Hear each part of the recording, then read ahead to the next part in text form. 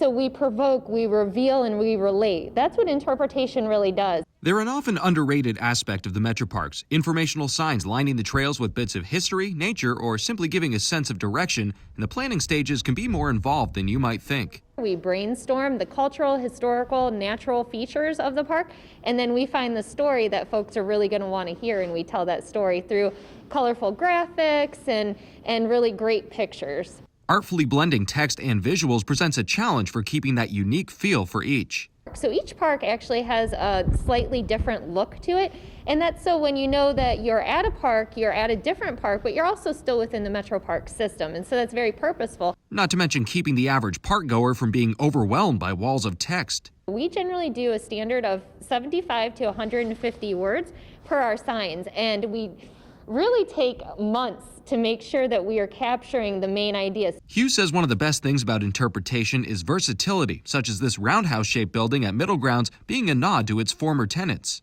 Rotary Roundhouse Shelter actually harkens back to the industrial history that we have on Middle Grounds with the trains and obviously the shipping industry that was in this area. The signage can also make people a little less afraid of some of the park's more intimidating residents. Most people are actually scared of snakes, and so we actually call out some of the critters that people are not necessarily fond of and educate you by letting you know that you're going to be safe here. Hughes says that one little spark of realization makes it all worth it.